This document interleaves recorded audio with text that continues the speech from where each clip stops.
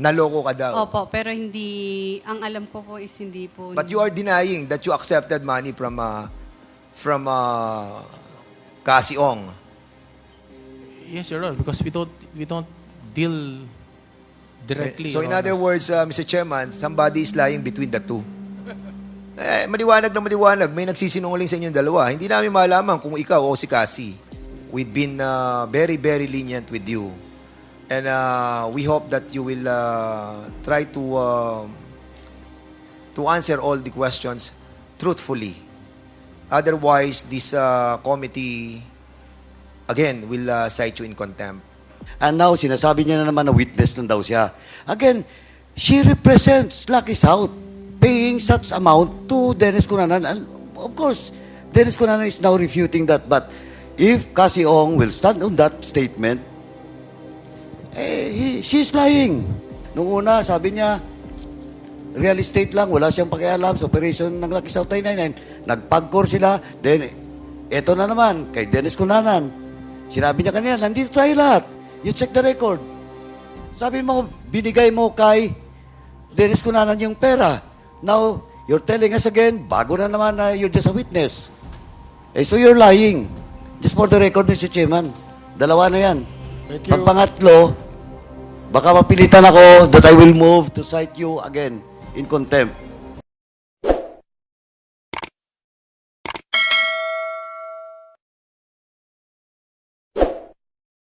So the next to interpolate is Congressman Dan Fernandez. You're recognized.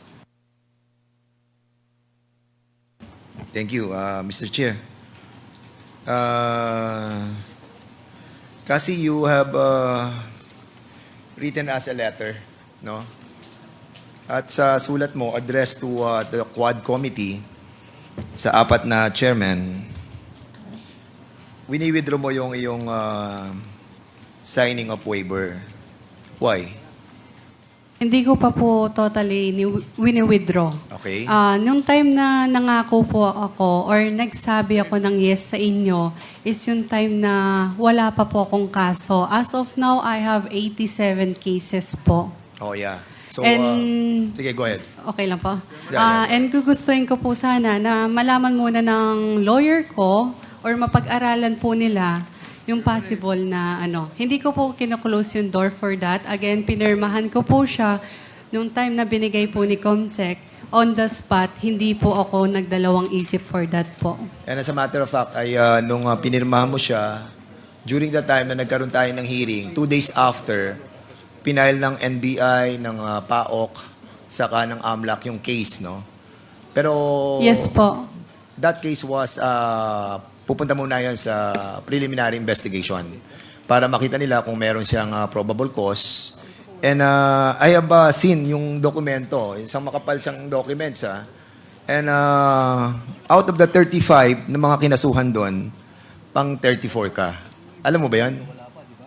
Hindi pa po namin nakikita Yung totality. Opo. Hindi pa po na-receive ng lawyer ko yung mga kasong sinampa po sa akin. Yes. And I would like you to understand that ang nag-file is AMLAC, NBI, sa PAOK. So kung AMLAC yon, once na nakarating yon doon sa korte, so nandun na yung mga ebidensya na makikita at they can file a supplemental doon sa mga waiver na hinihingi namin sa iyo regarding doon sa mga bank transactions that you issued, no? And basically, what we wanted sana, kasi I hope that you will understand the work of Congress. Ang trabaho ng Congress, iba doon sa trabaho ng Korte. Yung Korte, it's a long process. At itong dito sa amin, sa Kongreso, is an investigation in aid of legislation. So what we wanted to find out in this committee ay yung mga pangyayari na makakatulong para baguhin namin ang mga existing na batas para mapatibay natin yung mga pagsawata sa mga kriminalidad na nangyayari sa ating bayan. Especially doon sa Pogo, including yung mga crime elements of human trafficking, sex crimes, kidnapping, torture, murders, and a lot of things. So we hope that you understand that. And trying what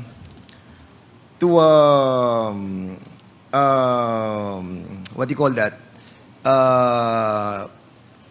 Isang tabi mo muna yung waiver will derail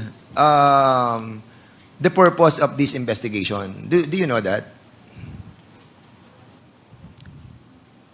Na medyo, siyempre, kung hindi ka mag-waiver, so eventually, hindi namin makikita yung mga bank transaction mo na maaaring doon namin makita yung mga sinasabi naming malalaking tao na involved sa operation ng Pogo. Kasi doon kami nagkakaroon ng standoff eh. Once na, like for example, kay Ronaldin Baterna, pinaprocess na namin yung waiver na in-issue niya. Samantalang yung sa iyo, hindi namin ma-process because you have issued a temporary withholding the notarization of your signed waiver. So, baka kasi maano ka ng mga event na once na ang AMLAC nagpadala na dito ng tinatawag natin mga bank transaction mo because they have already elevated that to the court, magiging useless na rin yung waiver na ibibigay mo sa amin. Alam mo ba yan? So, you need to discuss that with your lawyer, Cassandra. Pag-aaralan po ng, hindi ko naman po, again, kino-close yung door for that waiver, but gusto ko po sana na mapag-aralan po muna ng aking mga abogado yung kasong sinampa po sa akin ng government agency po.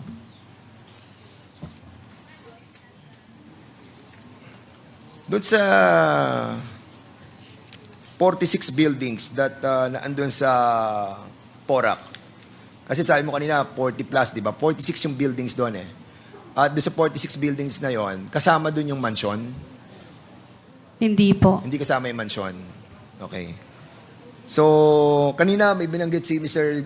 Representative Johnny Pimentel that the assessment of that property already recent from before na hundreds of millions.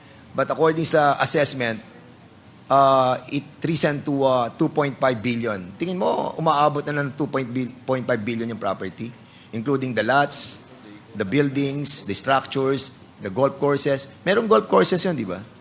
Walang golf course? Wala po. Mga bilas lang. Mga bilas. Bahay lang po. Mga bahay saka mga buildings. Buildings, iilan lang po siya. So do you think aabot siya sa 2.5 billion? Ipa-double check ko po dun sa accountant po. And if you have a 58% stake doon sa Whirlwind Corporation, which owns the real estate property, kung titingnan natin 58%, so kung for example, gawin na lang natin 2 billion yon, so meron ka ng more than 1 billion. Tama ba yan? Kasi 58% ka eh. If ganun po yung compute, tama po. Pero hindi ko po sinasabi na 2 billion. i-double check ko po. Sige. Okay. Anyway, doon po sa Porac, have you encountered a personality in the name of Rose Nonolin? Pwede pong pakiulit. Rose Nonolin. Hindi ko po sigurado, pero hindi familiar yung name sa akin. Familiar. Hindi familiar. Hindi siya familiar. Rose Nonolin. Maybe sa face po. Okay. Possible.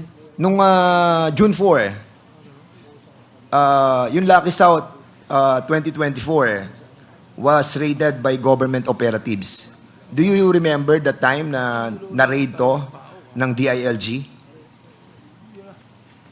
Yung mansion po ba yun? Lucky South 99, located in Porac, Pampanga, was raided in June 4, 2024. Na-raid siya. Are you familiar with this raid? Opo. Okay. And after that, nagpatuloy pa rin ang operasyon. Even nagkaroon na ng Wala na pong operational dahil ni-raid na po nila. Pero wala po silang nakita kahit isang tao sa loob po ng compound. So in other words, nung ma-raid siya nung June 4, ay nagpatuloy pa rin kayo ng operasyon.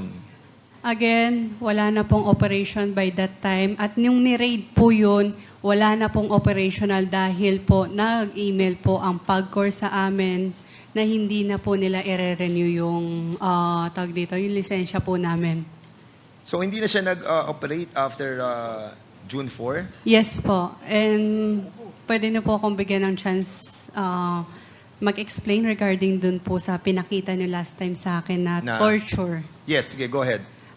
Yung mga torture video na yon, pwede niyo po puntahan ang Porac, Pampanga. Wala po kayong makikitang any background na ganun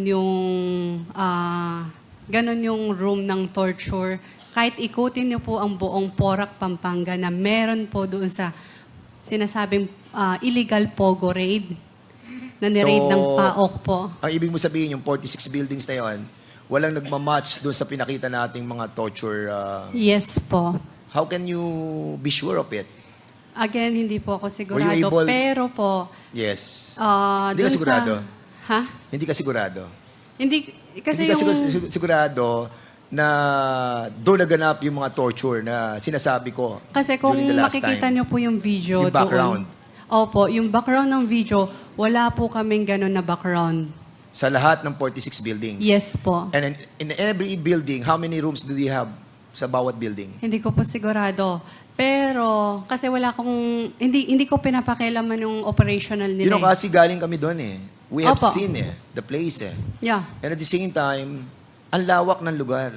Opo. And trying to tell us na yung pinakita namin dito, walang mga background doon sa actual location where it happened, it's beyond my comprehension. Kasi sa 46 buildings na yon, it's really hard to go around. Hindi mo kayang talagang puntahan ng lahat. And at the same time, kaya mong baguhin right away yung mga background na sinasabi mo.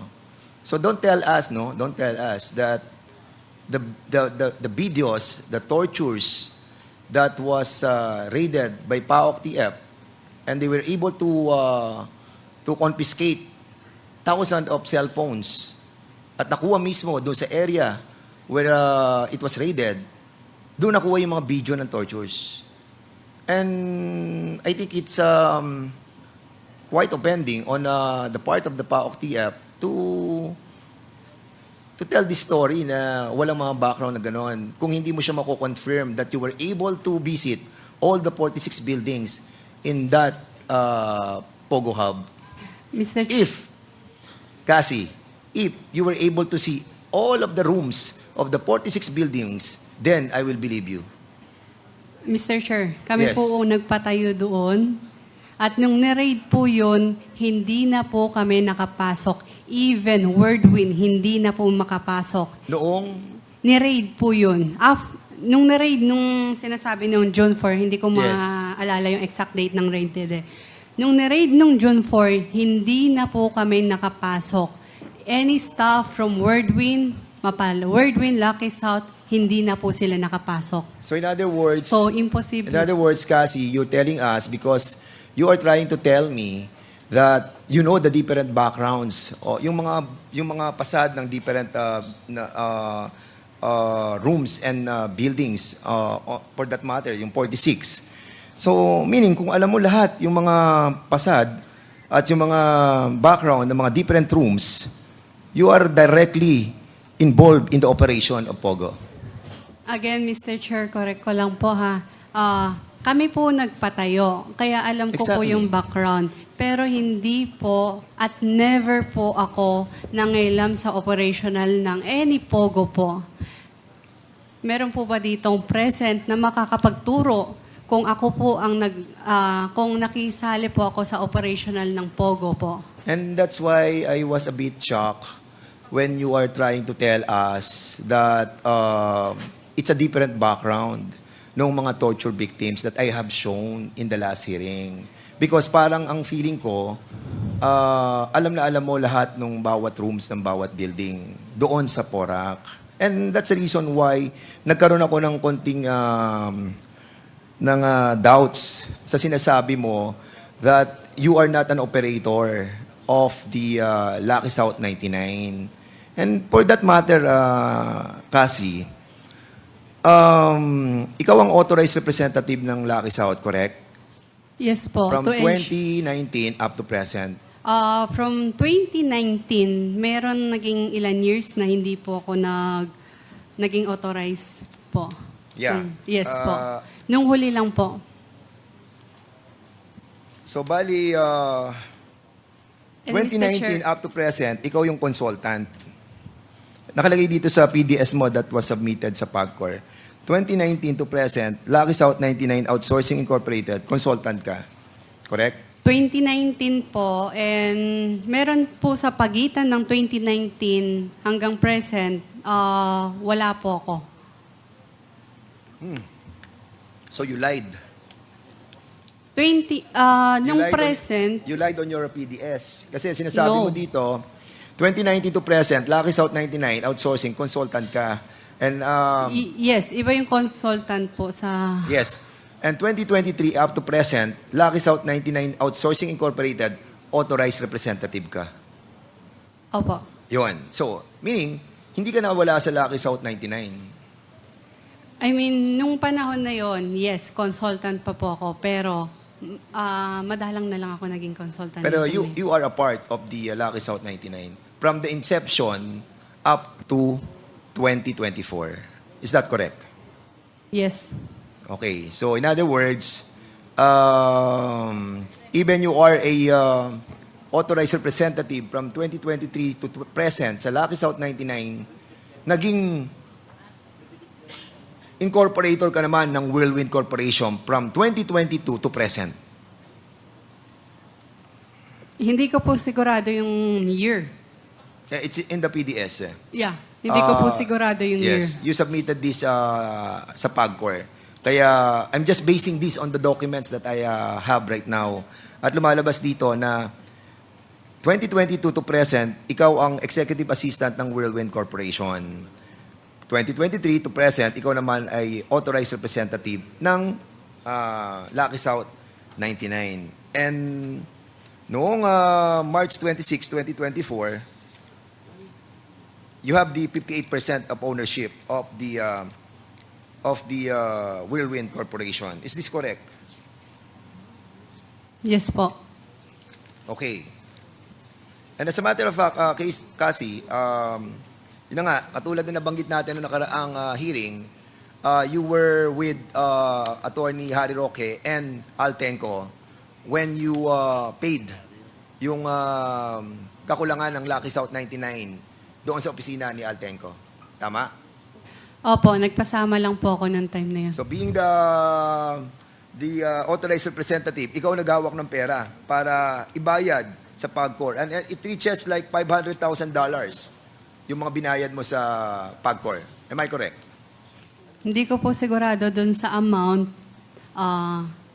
Pero yes. Yeah. Kasi nasa nasa PAGCOR documents. So I want you to go back doon sa isang document sa Radyo Pilipinas anchored by Michael Rogas and Lawrence Tanhoco noong June 14, 2024, aired at news item that Parmalee Queen Roslyn intends to retrieve some items from the Porac Pogo.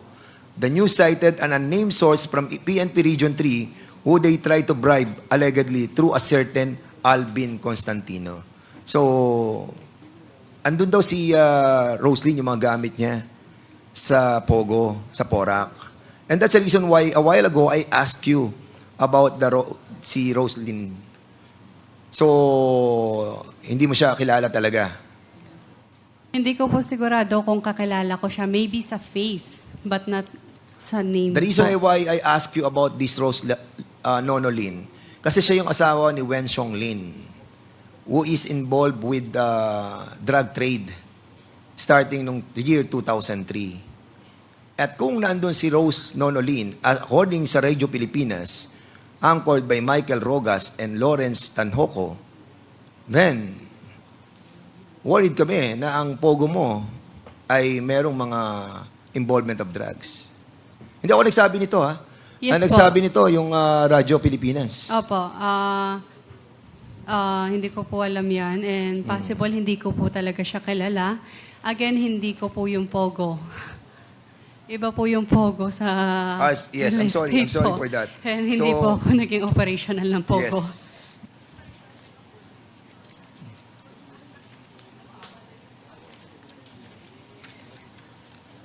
Okay. Kasi, are you aware of Section 4 of Republic Act 6981? Yung Witness Protection Program?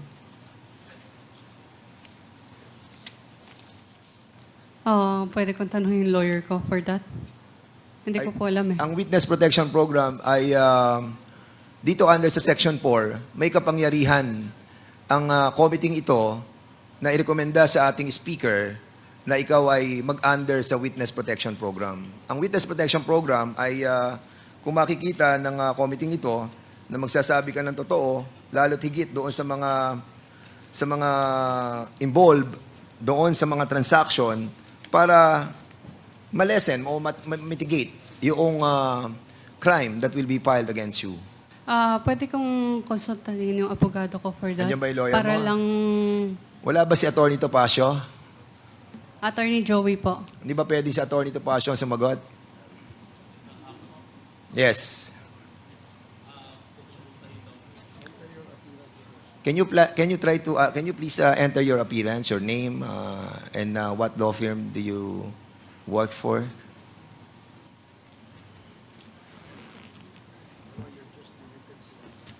Yeah. Good afternoon, Your Honor. I am Joselito Lumangaya. I am the law partner of Attorney Ferdy Topacio. Unfortunately, Attorney Topacio is... You are limited to just give her a legal advice, okay? yes, Your Honor. So try to talk to her for 30 seconds and explain the WPP.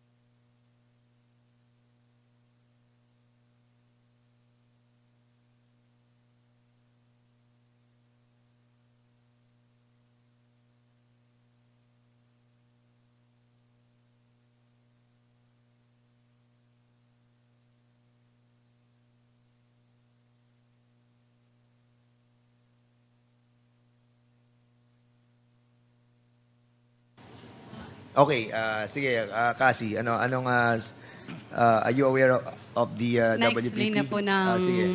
lawyer ko po. Ano sabi? Na-explain Na sa'yo? Yes po, in-explain so ano niya po masasabi mo sa WPP that under Republic Act 6981?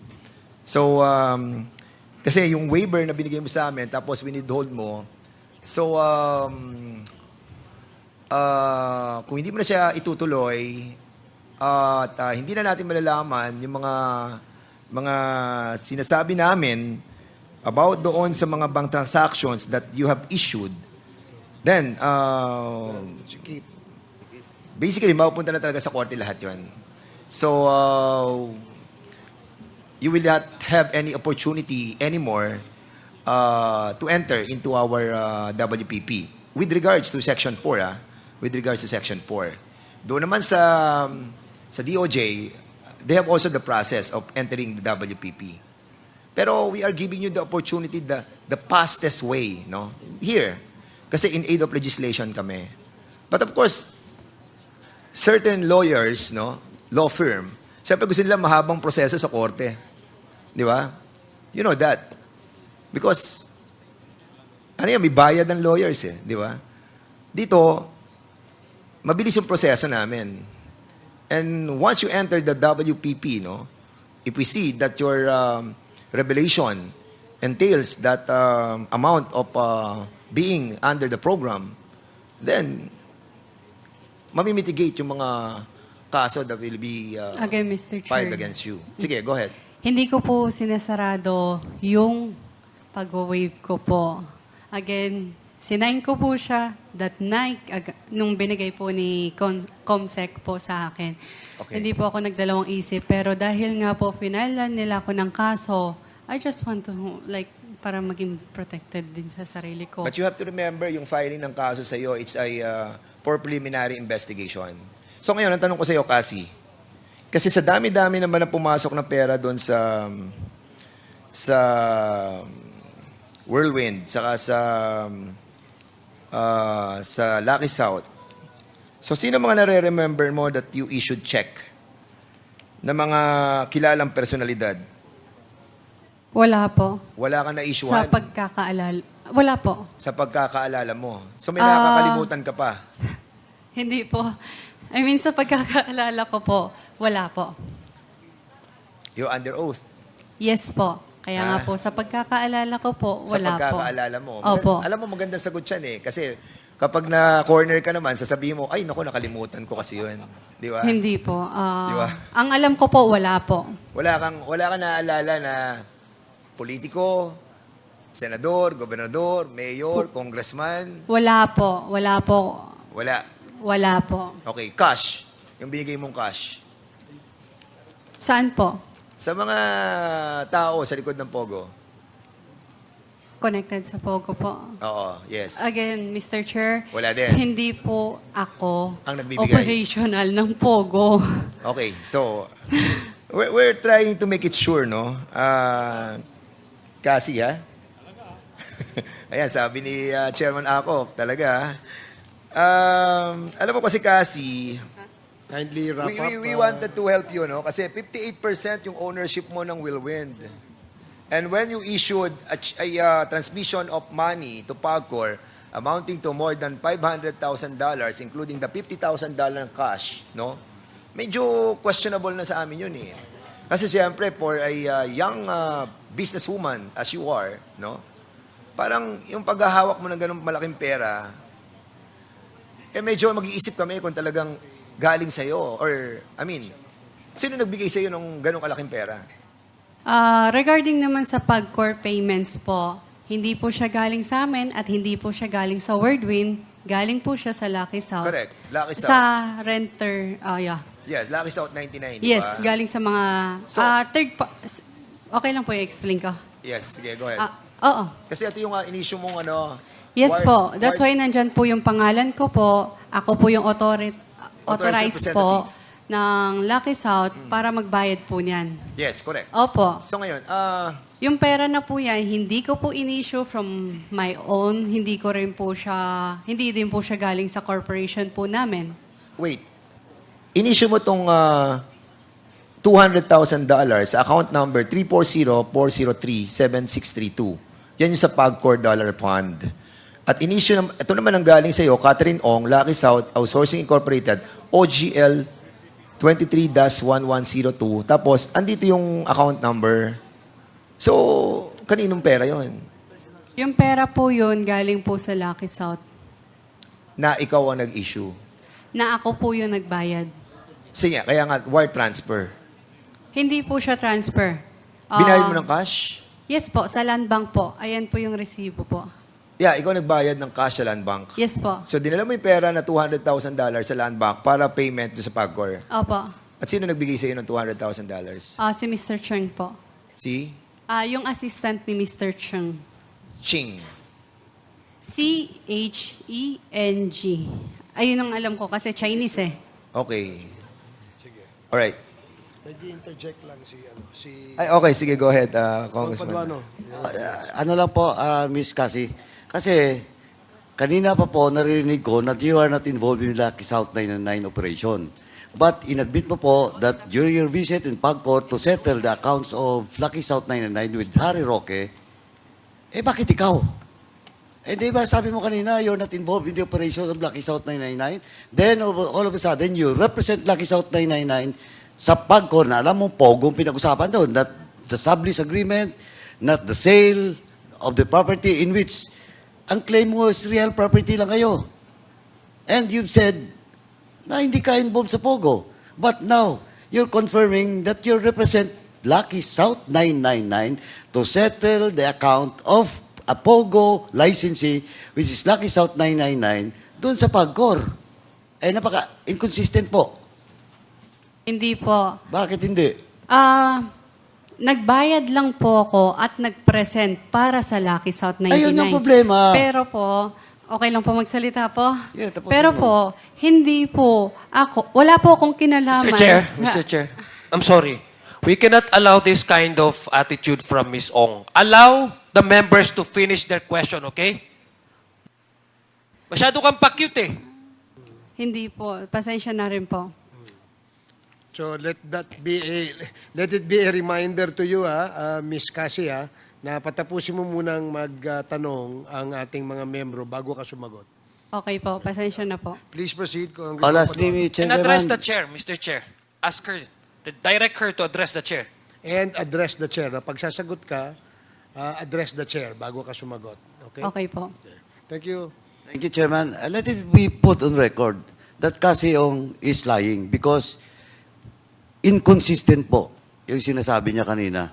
Nakikinig lang po ako, is not representing Lucky South 999, but here comes the payment of accounts. Siya po ang bumayad.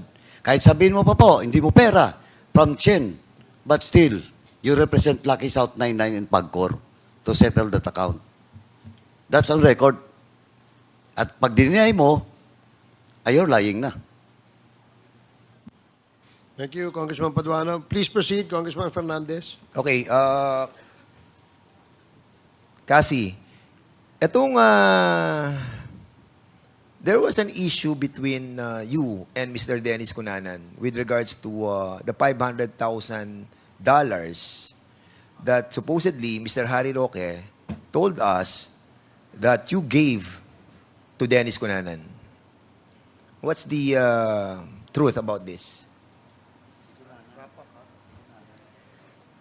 Ang ano po dyan is, ang sabi po ni Dennis Cunanan is, naloko po siya.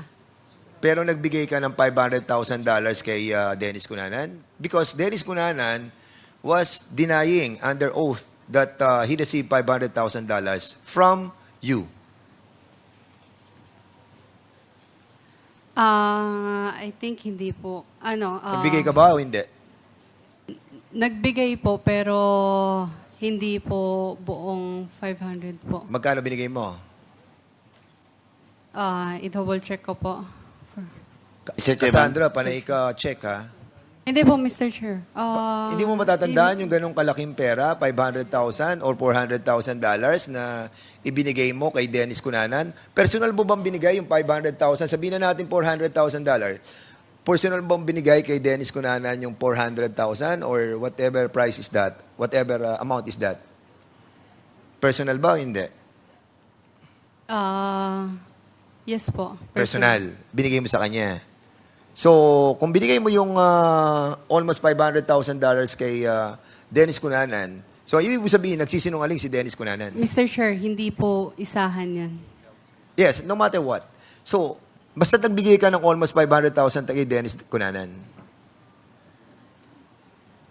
Nagbigay ka. Hindi ko po alam yung amount, pero nagbigay po, pero hindi isahan po.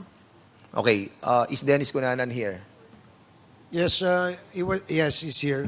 Kindly wrap up your question, Yes, Congressman I'm about to Fernandez. be done, Mr. Chairman. Mr. Dennis Cunanan, so you were denying the $500,000, and according to Miss Miss Cassie, Cassandra, nagbigay siya sa'yo ng $500,000 or less than $500,000. Ano ba totoo dito, Mr. Dennis Cunanan? Your Honors, we will stand by our statement that we didn't get that. Whatever the reason for their action, I suppose they just wanted to get a payment plan with PAGCOR, which eventually they were able to settle with PAGCOR. So I suppose, Your Honors, on that aspect of the fund that they were talking about, nothing was missing with the government agency, and I suppose that is something that they have to deal with me personally, and we will act on it based on how it is being presented, Your Honors. Because as far as we are concerned, since that time on until this point in time, nothing legal have been happened on our part. We were even being asked support to help them with their reapplication for registration. So if that thing happened, I suppose they will not even call back on me and ask for support, particular to their re-registration, Were you able reapplication for to- registration. Yeah, okay. Were you able to hear what she just said on this committee regarding the $500,000 that you misuse the money of $500,000? Is that correct, Cassie? Ang pagkakaalam ko po is parang naloko po siya. Naloko ka daw. Opo, pero hindi, ang alam ko po is hindi po. But you are denying that you accepted money from Cassie Ong. Yes, Your Honor, because we don't deal directly. So Your in other Honors. words, Mr. Chairman, somebody is lying between the two. Maliwanag na maliwanag. May nagsisinungaling sa inyong dalawa. Hindi namin malaman kung ikaw o si Cassie. Your Honors, if I may, when I was working for them as their liaison, particular to their application for registration, we did. We helped them facilitate their fees with PAGCOR, and these were properly documented. That's why they got their license. Okay, thank you. Cassie, meron ka bang what you call this acknowledgement, receipt that you have given him the staggered amount of $500,000? Mr. Chair, bali, naging witnesses lang po ko ng mga panahon na yon. Naging Pero- what? Naging what? Naging witness lang po. Chair. Pero, Point of order. Yes, sir. What is the point of order of Congressman Akop? The resource person has not been recognized by the chair and she is answering. Yeah, That's the rule that I stated this morning, Mr. Chair, that before a resource person can answer or say anything, he must ask permission from the chair. Attorney, can you please advise your client for the last time that she has to first be recognized by the chair, second, address the chair before she replies to any question propounded by the member. Okay, thank you. Last warning. So again, Cassie, I will repeat my question. Do you have an acknowledgement receipt regarding the your giving the staggered payments to Mr. Dennis Cunanan? pwede na po. You ask permission. Pwede. Mr. Chair, you Mr. always Chair, say pwede You na always po. say Mr. Chair. Mr. Chair. Sige, sagutin mo siya and then you say, Mr. Chair, Mr. Chair. sagutin mo siya. Okay po. Pasensya na po. Mr. Chair, always Yes, po. start with your statement with Mr. Chair. Okay. Okay, Mr. Chair, bali po, naging witnesses lang po ako ng mga panahon na yon na to prove na parang na ako lang, tawag doon, dumaan po talaga yung money kay Mr. Dennis Cunanan po. Hindi, what do you mean by witnesses? I mean, naging witness ka. Pero ang sabi mo kanina, ibinigay mo staggered yung pera. So paano ka naging witness sa isang bagay na pagbibigay mo? Sinong... I Bali can't po- get it. I cannot get it. Mr. Chair, pwede mo po magsalita. Mr. Chair, bali po, may ibang tao nag-aabot sa kanya, nandun lang po ako. Is this true, Mr. Dennis Cunanan? Sino yung nag-abo? Again, Your Honors, whatever were entrusted to us at that time were properly documented and were properly, because they will not have their license if we haven't done our part and our role. So whatever the transactions that went through with them internally, by the time I was out, wala na po akong alam doon sa mga nangyari. Mr. Chair, quick manifestation. Mr. Cunanan is not being responsive to the Honorable Dan Fernandez because he was asking for a confirmation if it is true that Cassandra Ong was only witnessing the handing of money to Dennis Cunanan. No, ma'am. So it is Your not Honors, true. ma'am. Yes, ma'am. Yes, Your Honor. Okay. So, kung naging witness ka lang, Cassie, nung pagbibigay ng pera kay Dennis Cunanan, Mr. Chair, it was denied already by Mr. Dennis Cunanan. With all due respect. Chairman, okay, all right. Mr. Chairman, Sige. if, with the indulgence of Congressman, again, let me put in record that, again, he's lying. Ms. Cassie is lying because a while ago, he said, while Dennis Cunanan is not present during the time, she said that he gave the money to Dennis Cunanan. And now, sinasabi niya na naman na witness lang daw siya. Again, she represents Lucky South 999 paying such amount to Dennis Cunanan. And of course, Dennis Cunanan is now refuting that. But if Cassie Ong will stand on that statement, she's lying. Dalawa na po. Dalawang instant na. Nung una, sabi niya, real estate lang, wala siyang pakialam sa operation ng Lucky South 999. Nagpag-core sila, then, eto na naman, kay Dennis Cunanan. Sinabi niya kanina, nandito tayo lahat. You check the record. Sabi mo, binigay mo kay Dennis Cunanan yung pera. Now, you're telling us again, bago na naman na you're just a witness. So you're lying. Just for the record, Mr. Chairman. Dalawa na yan. Thank you. Pag pangatlo, baka mapilitan ako that I will move to cite you again in contempt. Pinagbigyan ka na po nung nakaraan. Thank you, Mr. Chairman. Thank you, Congressman Paduano. Congressman Fernandez, And as a please matter of wrap fact, up. yeah, this will be my last question. And as a matter of fact, Miss Cassandra Ong, no, we have to remind you to be truthful. We've been very, very lenient with you. And we hope that you will try to answer all the questions truthfully. Otherwise, this committee, again, will cite you in contempt.